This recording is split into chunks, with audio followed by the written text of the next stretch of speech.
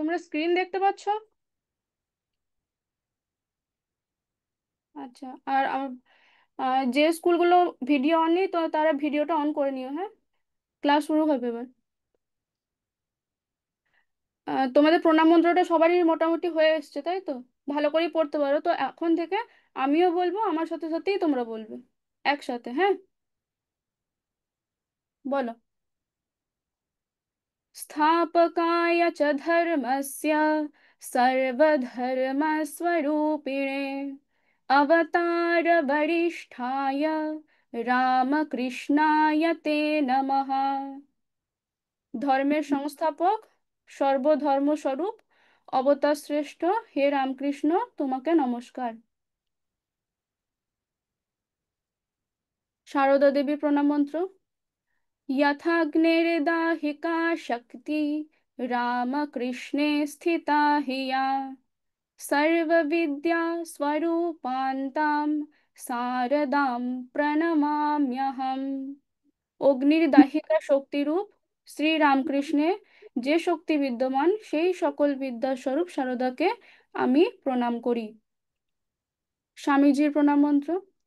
নমঃ শ্রীয়তিরাজায় विवेकानन्दसूरये सच्चित् सुखस्वरूपाय स्वामिने तापहारिणे।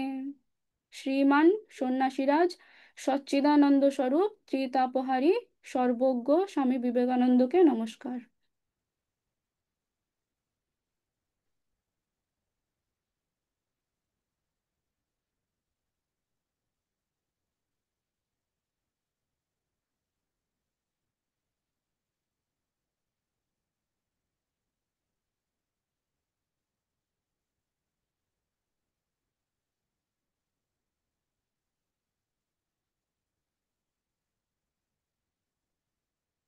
আগের দিন আমরা এই উদ্ধৃতিটা পড়ে তারপর আর ব্যাখ্যা করা হয়নি, পড়তে পড়তে শেষ হয়ে গেছিল ক্লাসটা, তাই তো? তো আজকে এখান থেকে স্টার্ট হোক। কি বলছেন? স্বামীজি বলছেন, দেখো, বলছে, জাগো বীর, ঘুচায়ে স্বপন, শিওরে সমন, ভয় কি তোমার সাজে, দুঃখ ভার এ ভব ঈশ্বর, মন্দির তাহার প্রেতভূমি চিতা মাঝে, পূজা তার সংগ্রাম অপার, সদা পরাজয় তাহা না ডরাক তোমা, চূর্ণ হোক স্বার্থ সাধ মান, হৃদয় শ্মশান নাচুক তাহাতে শ্যামা। কি বলছেন স্বামীজি? যে জাগো বীর ঘুচায়ে স্বপন, শিয়রে সমন। আহ, শিয়রে শব্দের অর্থ হচ্ছে কাছাকাছি, একদম কাছে। আর সমন শব্দের হচ্ছে যমরাজ, মানে মৃত্যুর দেবতা, মৃত্যু একদম কাছাকাছি। ঠিক আছে। ভয় কি তোমার সাজে, মানে তুমি একজন বীর, একজন মানে সাহসী মানুষ। ঘুম ভেঙে উঠে দাঁড়াও তোমরা। হ্যাঁ, যদি কোনো কঠিন সময় সামনে আসে, ভয় পেয়ে বসে থাকলে চলবে না। একজন সাহসীর কাছে ভয় কিন্তু একদম মানায় না। তারপর বলছেন যে দুঃখ ভার এ ভব ঈশ্বর, মন্দির তাহার প্রেত ভূমি চিতা মাঝে। এই দুঃখ কষ্টগুলোই আমাদের জীবনকে শিক্ষা দেয়। দুঃখ কষ্ট থাকলে সেই দুঃখ কষ্ট থেকেই কিন্তু জীবনের শিক্ষা পাওয়া যায়। তো এই জীবনটাই একটা বড় মন্দির, যেখানে মাঝে মাঝে কষ্ট আসে, মাঝে মাঝে দুঃখ আসে, কিন্তু তাতেই ঈশ্বর বাস করেন। মানে কষ্টের ভিতর দিয়েই আমরা এগিয়ে যাই, বড় হই। পূজা তাহার সংগ্রাম অপার, সদা পরাজয় তাহা না ডরাক তোমা। এই জীবনের সবচেয়ে বড় পূজা হচ্ছে কি বলতো? সাহস আর চেষ্টা করে যাওয়া। হ্যাঁ, চেষ্টার সময় যদি তুমি হেরেও যাও, তবু কিন্তু ভয় পাবে না, ভয় পেলে চলবে না, কারণ চেষ্টা করাই হচ্ছে সবচেয়ে বড় কাজ। তো চূর্ণ হোক স্বার্থ সাধ মান, হৃদয় শ্মশান নাচুক তাহাতে শ্যামা। মানে নিজের যে ছোট ছোট স্বার্থ, সেই স্বার্থগুলোকে, নিজের ছোট ছোট স্বার্থগুলোকে ছেড়ে দিয়ে, নিজের অহংকারটাকে ভেঙে ফেলে যদি মনটা একেবারে খালি করে দেওয়া যায়, তাহলে ওই শক্তি আর সাহসের দেবী স্বামীজি যাকে শ্যামা বলছেন, তো সেই শ্যামা তোমার মনে নাচবে। মানে তোমার মধ্যে শক্তি, সাহস, ভালোবাসা, হ্যাঁ, চেষ্টা, এসব জেগে উঠবে। বুঝতে পেরেছ? অর্থাৎ কি, যে এই কবিতায় স্বামীজি বলছেন যে ভয় পাবে না, কষ্ট আসবে, হ্যাঁ ভুল হবে, তারপর কেউ কেউ কেউ বলবে যে তুমি পারবে না, তবুও থেমে থেকো না, বারবার চেষ্টা করো।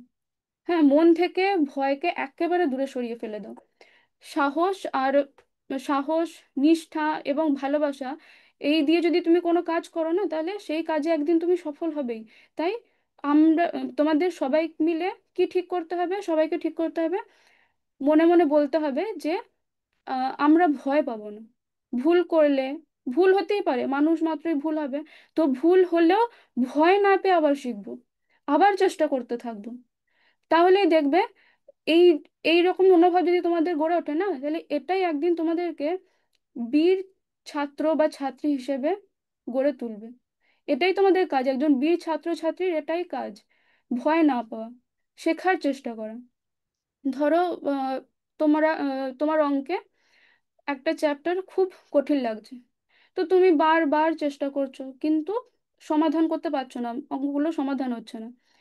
একবার হয়তো পরীক্ষায় তুমি খুব খারাপ নাম্বারও পেয়েছো, তো তখন তুমি যদি ভয় পেয়ে যাও, পড়া ছেড়ে দাও, তাহলে তুমি তো কিছুই শিখতে পারবে না, তাই না?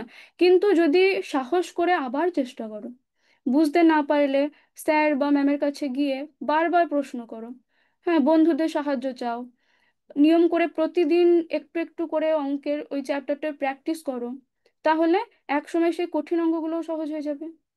তখন তুমি কি দেখবে যে তুমি নিজেই তখন ভাববে যে ভাগ্যিস আমি হাল ছাড়িনি।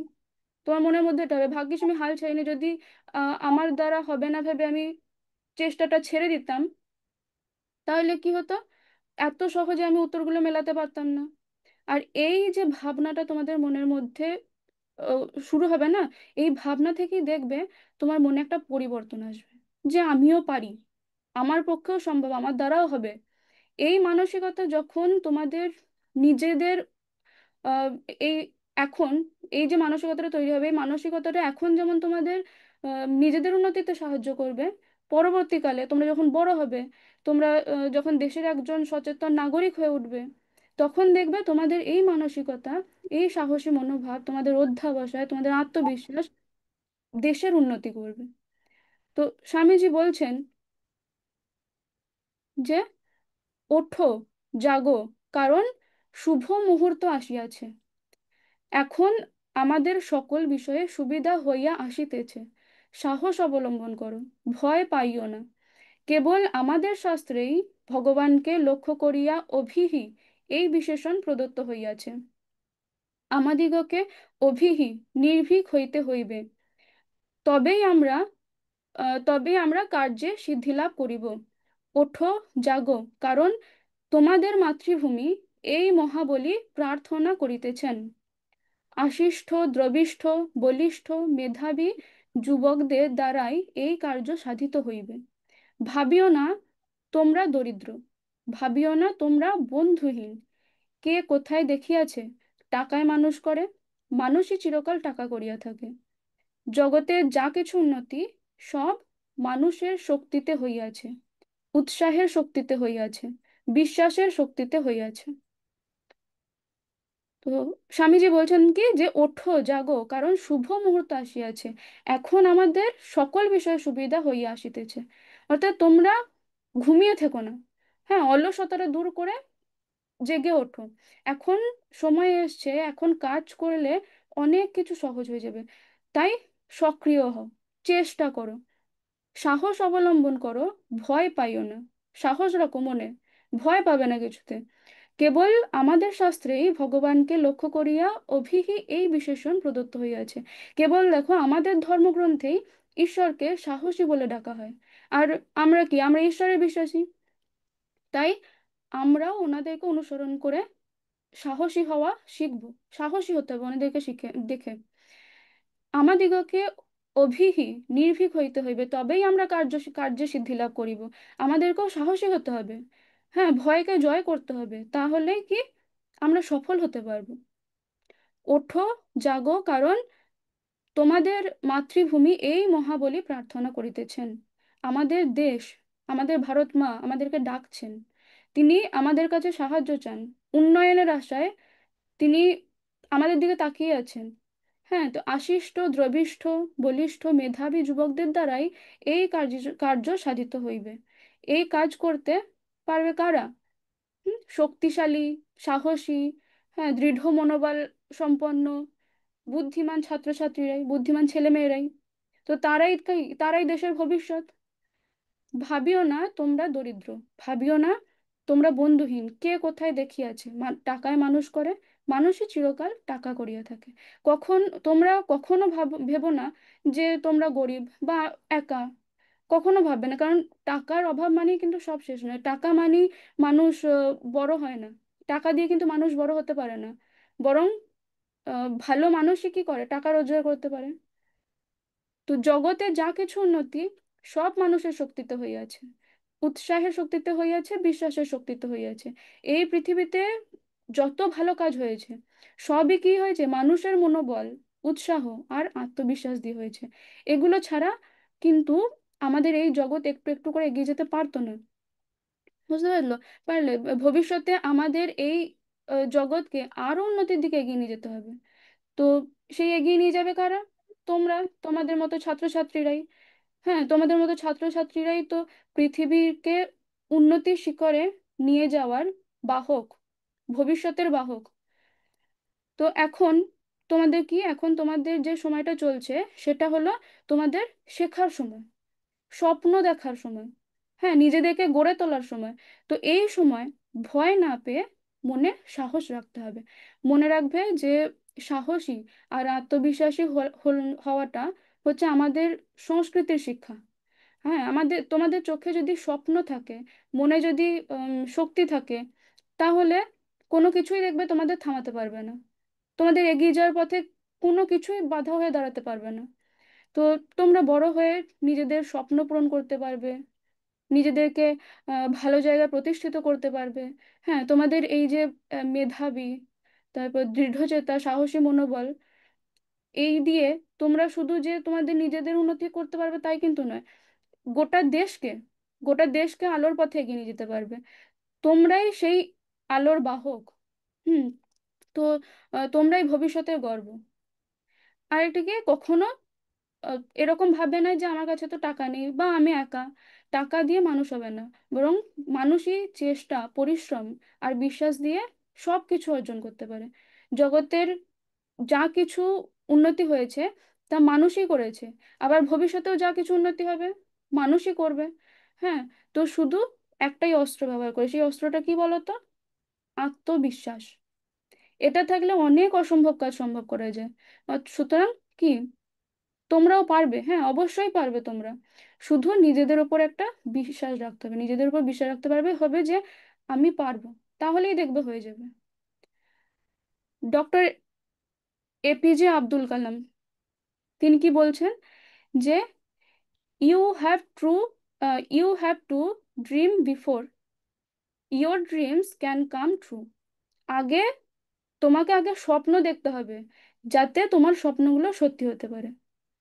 Confidence and hard work is the best medicine to kill the disease called failure. আত্মবিশ্বাস আর কঠোর পরিশ্রম হলো ব্যর্থতা নামক রোগের সর্বোত্তম ওষুধ। It will make you a successful person.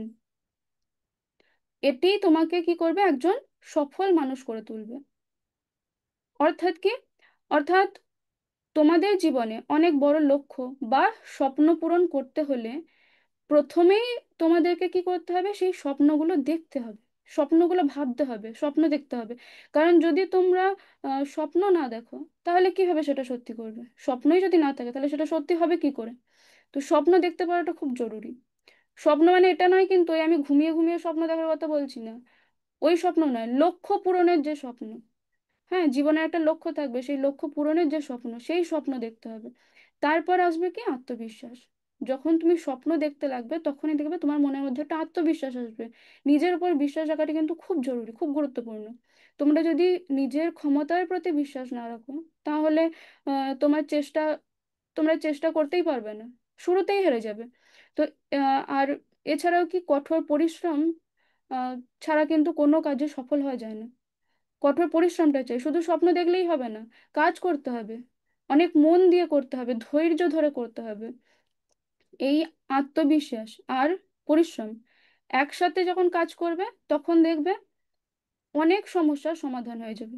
তোমার জীবনে অনেক, তোমার কাজের, পড়াশোনার বলো, যে কোনো সমস্যা দেখবে সমাধান হয়ে যাবে। আত্মবিশ্বাস আর কঠোর পরিশ্রম যখন একসাথে কাজ করবে, সহজে কাটিয়ে ফেলতে পারবে হ্যাঁ সমস্যাগুলো। তো আত্মবিশ্বাস আর পরিশ্রম এই দুটোই ব্যর্থতা নামক রোগকে সরিয়ে দিতে পারে, পরাজিত করে দিতে পারে। তো এই পথ ধরে যদি তোমরা চলো, এই পথ ধরে চললে তোমরা প্রত্যেকেই প্রত্যেকেই সফল হতে পারবে। তাই কি, স্বপ্ন দেখো, নিজের ওপর বিশ্বাস রাখো, আর কঠোর পরিশ্রম করো, এগুলোই সফলতার চাবিকাঠি। তো স্বামীজি বলছেন কি, যে বিশ্বাস, বিশ্বাস, বিশ্বাস, নিজের উপর বিশ্বাস, ঈশ্বরে বিশ্বাস, ইহাই উন্নতি লাভের একমাত্র উপায়।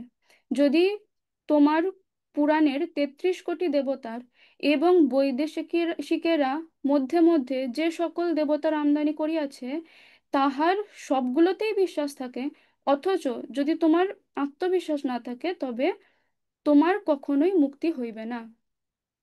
নিজের উপরে বিশ্বাস মানে, তুমি ভাবো যে আমি পারবো, আমার ভিতরে শক্তি আছে, আমি চেষ্টা করলে সফল হব, হ্যাঁ আমি অনেক দূর যেতে পারবো।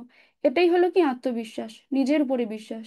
আর ঈশ্বরে বিশ্বাস মানে কি, ভগবানের উপর ভরসা রাখা, যে তিনি আমাদের পাশে আছেন, হ্যাঁ তিনি আমাদের ভালো করবেন। এই দুটোই, এই অর্থাৎ কি নিজের উপর বিশ্বাস এবং ঈশ্বরের উপর বিশ্বাস, এই দুটো আমাদেরকে কি করে, ভালো মানুষ হওয়ার বা জীবনে উন্নতি করার আহ, সবচেয়ে বড় উপায়, উন্নতির দিকে এগিয়ে নিয়ে যেতে পারে। কিন্তু যদি তোমার পুরাণের 33 কোটি দেবতার বা বৈদেশিকেরা মধ্যে মধ্যে যে সকল দেবতার আমদানি করিয়াছে, তাহার সবগুলোতেই বিশ্বাস থাকে, অথচ যদি তোমার আত্মবিশ্বাস না থাকে, তবে তোমার মুক্তি হইবে না।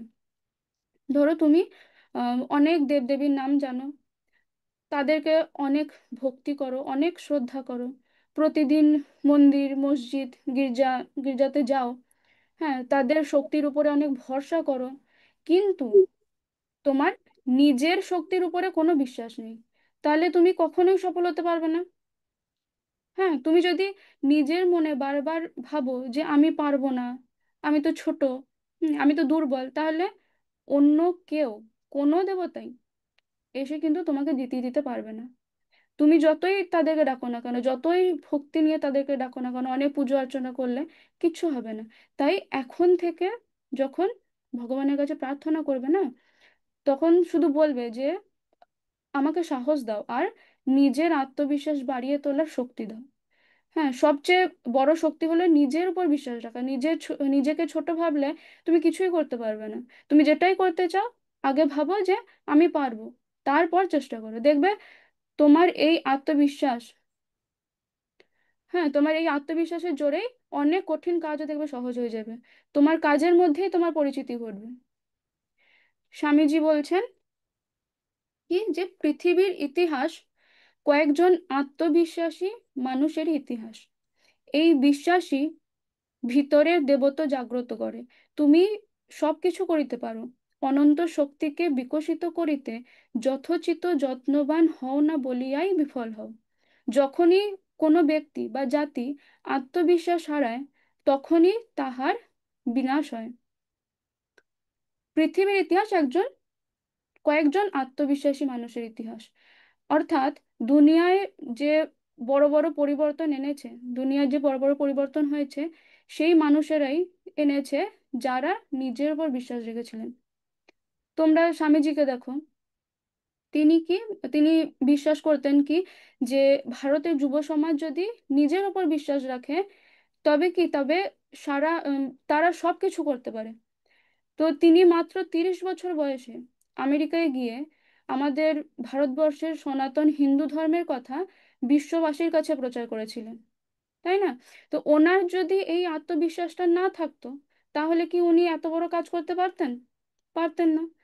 আবার তোমরা নেতাজি সুভাষচন্দ্র বসুকে দেখো, তিনি কি করেছেন, নিজের দৃঢ় আত্মবিশ্বাস আর অদম্য সাহস দিয়ে তিনি আজাদ হিন্দ ফৌজ গঠন করেছিলেন।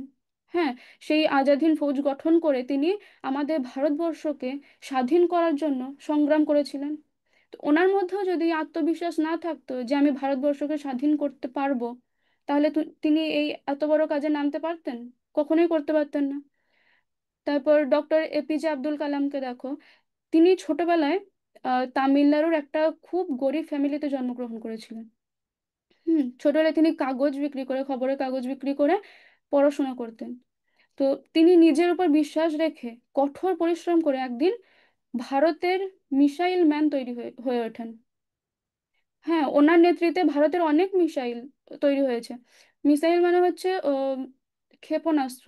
ক্ষেপণাস্ত্র কি বলতো, যে যুদ্ধের সময় সব সময় তো এরকম সম্ভব হয় না যে কাছ থেকেই আক্রমণ করা হয় না।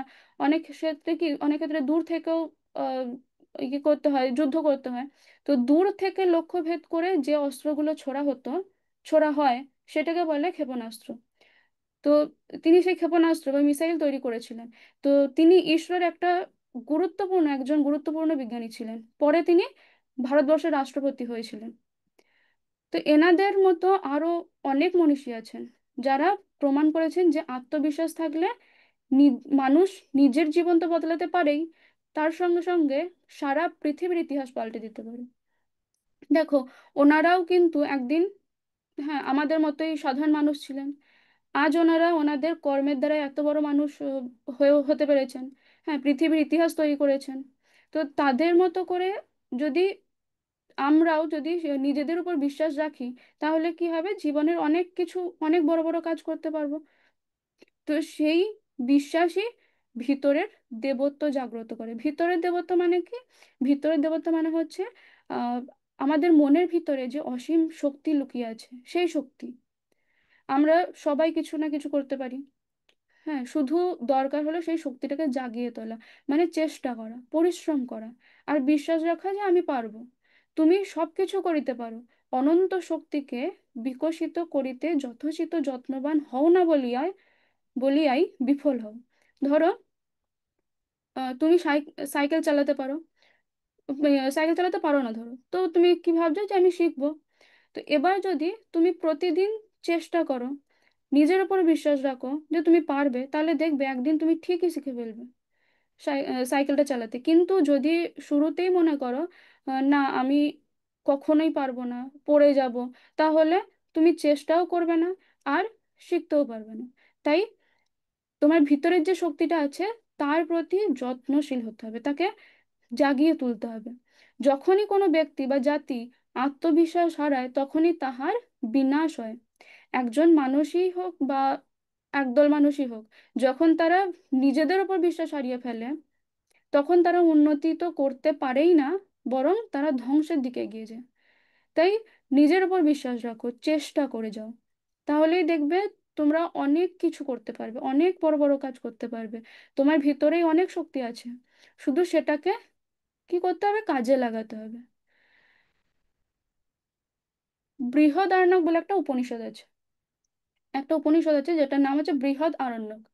তো সেই বৃহদ আরণ্যক উপনিষদে চতুর্থ অধ্যায়ে চতুর্থ ব্রাহ্মণে 12 নম্বর মন্ত্রে এই লাইনটা বলছে, কি বলছে দেখো, এটা সংস্কৃত লাইন। ন হি আত্মানম অবজানিয়াত। তোমরা বলো এটা, ন হি আত্মানম অবজানিয়াত। বলেছ? হ্যাঁ, তো কি বলছে, আত্মানম নহি অবজানিয়াত, নিজেকে কখনোই তুচ্ছ বা ছোট ভাবা উচিত নয়। এই শ্লোকটি কি বলছে, যে তোমরা যেমনই হও না কেন, হ্যাঁ, নিজের সম্পর্কে কখনোই ভাববে না যে আমি কিছুই না, বা আমার কোনো শক্তিই নেই। এটা কখনোই ভাববে না। তোমরা সবাই ভিতর ভিতর অনেক শক্তিশালী, সবার মধ্যে শক্তি আছে। এবার তোমরা যদি বলো যে আমি তো পারি না, আমি তো সবার চেয়ে খারাপ, আমার দ্বারা কিছু হবে না, তাহলে তোমার ভিতরের শক্তি ধীরে ধীরে হারিয়ে যাবে। যে শক্তিটা আছে সেই শক্তিটা হারিয়ে যাবে। তাই উপনিষদে, এই বৃহদারণ্যক উপনিষদে বলা হয়েছে যে নিজেকে ছোট মনে করো না, নিজেকে জানো, নিজের উপর বিশ্বাস রাখো, তাহলেই তুমি বড় হতে পারবে। হ্যাঁ, এটা লিখে নাও সংস্কৃত লাইনটা।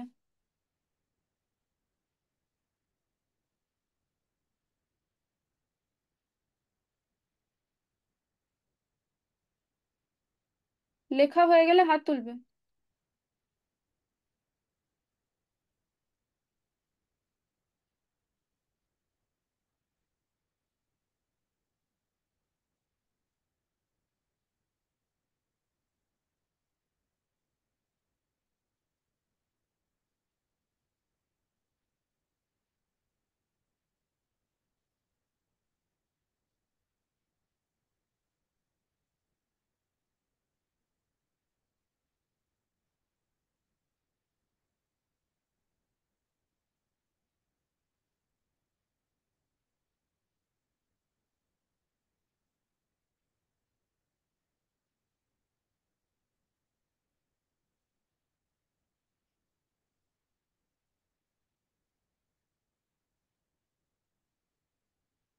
হয়েছে লেখা?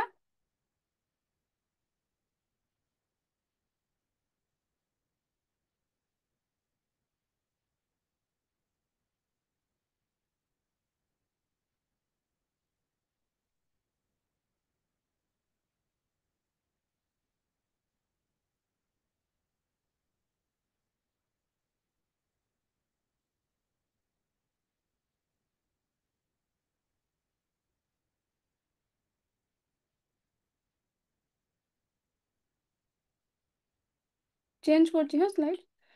তো ঠাকুর রামকৃষ্ণদেব কি বলছেন, যে আত্মবিশ্বাস না থাকলে কিছু হয় না, নিজেকে ছোট মনে করিলে কেউ কিছু করিতে পারে না, বিশ্বাস না থাকিলে ভগবানের কৃপাও পাওয়া যায় না।